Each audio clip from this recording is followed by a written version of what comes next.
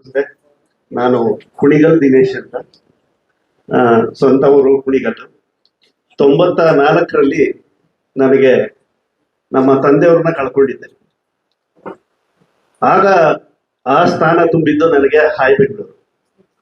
ಒಂದು ಮಾರ್ಗದರ್ಶನ ಸಿಕ್ತು, ಒಂದಷ್ಟು ಓದೋದಿಕ್ಕೆ ಸ್ಫೂರ್ತಿ ಆಯ್ತು.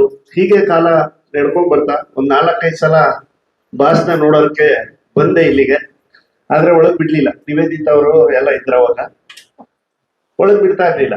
ಆದ್ರೆ ಸುವರ್ಣ ಅವಕಾಶ ಹೆಂಗ್ ಸಿಕ್ತು ಅಂದ್ರೆ, ಬಾಸ್ 50ನೇ ವರ್ಷದ ಸಂಭ್ರಮವನ್ನ ಇದೇ ಜಾಗದಲ್ಲಿ ಆಚರಣೆ ಮಾಡ್ತಾ ಇದ್ವಿ. ಇನ್ನು ಭಾವನಾ ಮತ್ತು ಕಿಟ್ಟಿಯವರು ಪ್ರೇಮಿ ಹಕ್ಕಿಗಳಾಗಿ ಇನ್ನು ಹಾರಾಡ್ತಾ ಇದ್ರು ಅವಾಗ. ಅವತ್ತು ಬಾಸ್ ಪಕ್ಕದಲ್ಲಿ ನಿಂತ್ಕೊಂಡು ಒಂದು ಮಾತು ಹೇಳಿದೆ ನಾನು, ಈಗ ಹೇಳಿದ್ದು ಮಾತನ್ನೇ. ಅಣ್ಣ, ನನಗೆ ತಂದೆಯವರು ಹೋದಂತ ಟೈಮ್ನಲ್ಲಿ ನನಗೆ ಸ್ಫೂರ್ತಿ ಮತ್ತು ಮಾರ್ಗದರ್ಶಕವಾಗಿ ಸಿಕ್ಕಿದ್ದು ಹಾಯ್ ಬೆಂಗಳೂರು ಅಂತ. ಅದು ಬೆನ್ನು ತಟ್ಟಿ ನನಗೆ ಬಾಸು ಆಶೀರ್ವಾದ ಮಾಡಿದ್ರು ಅವತ್ತು. ಮತ್ತೆ ಅದು ರಿಪೀಟ್ ಆಗಿದ್ದು ಯಾವಾಗ ಅಂದ್ರೆ, ಭಾವನಾ ಮತ್ತು ಕಿಟ್ಟಿಯವರ ಮದುವೆ. ಒಂದ್ ದಿವಸ ನೈಟ್ 10-10:30ರಲ್ಲಿ ಆಗ್ಲೇ ಬಾಸ್ ತೀರ್ಥಯಾತ್ರೆಗೆ ಹೋಗಿದ್ದು ಅನ್ಸುತ್ತೆ, ಫೋನ್ ಮಾಡೋರು. ನಾನು ಆಶ್ಚರ್ಯ ತಗೊಂಡು ನಾನು ಮಾತಾಡ್ತಿರೋದು, ನನಗೆ ನಂಬಕ್ ಆಗ್ಲಿಲ್ಲ. ಬಾಸ್, ನಮ್ನೆಲ್ಲ ಎಲ್ನಾಪ್ ಕೈಕೊಂಡಿರ್ತೀನಿ ಅಂದ್ರೆ, ನಾನು ಈ ಜಾಗದಲ್ಲಿ ಏನು ಡೈಲಾಗ್ ಹೊಡುತ್ತೋ ಅದನ್ನ ವಾಪಸ್ ಹೇಳಿ ಸಾಕೇನು ಅಂದ್ರು. ನನ್ನ ಪುಣ್ಯ, ಕಿಟ್ಟಿ ಅವರ ಮದುವೆಗೂ ಬಂದ್ವಿ, ಬಡಾಡಿದ್ವಿ. ನಮ್ದು ಕೇಳಿ ಬಳಗ, ಅದನ್ನ ಹೇಳಕ್ ಬರ್ತೇ ಇಲ್ಲ.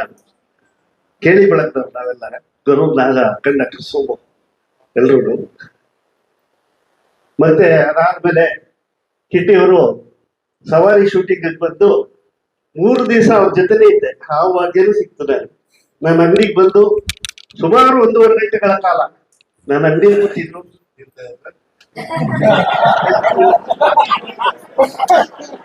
ತೀರ್ಥಯಾತ್ರೆಗೆ ಸಿಗ್ಲಿಲ್ಲ, ಬರೀ ವಾಯು ಸೇವೆ ನಡೀತಾ ಇತ್ತು, ತುಂಬಾ ನಡೀತು.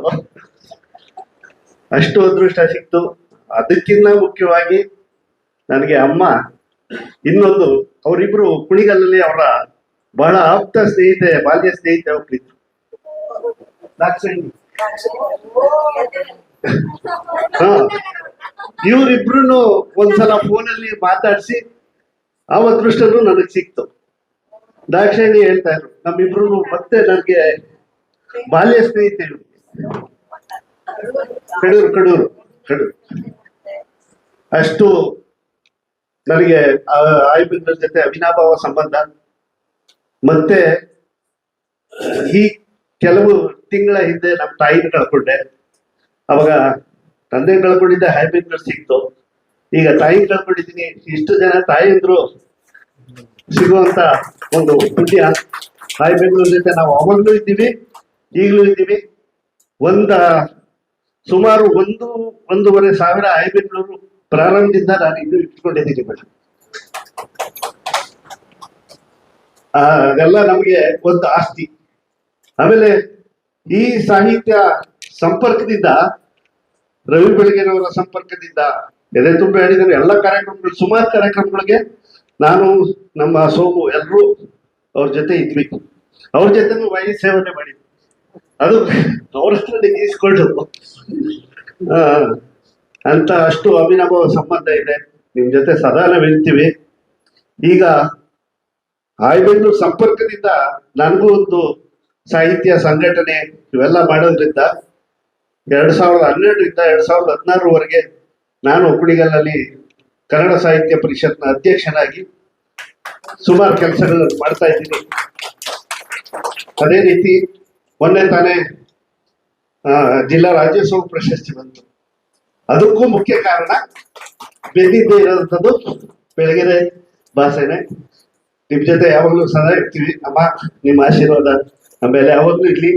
ಕಿಟ್ಟಿಯವರು ನೋಡಿ, ಇದು ಟೀಸರ್ ಬಿಡುಗಡೆ ಬಂದಿತ್ತು, ಭಾವನವರು ಲಿಫ್ಟ್ ಸಿಕ್ಕಿದ್ವಿ. ಅವ್ರೇನೋ ಬೇರೆ ತಿಳ್ಕೊಂಡ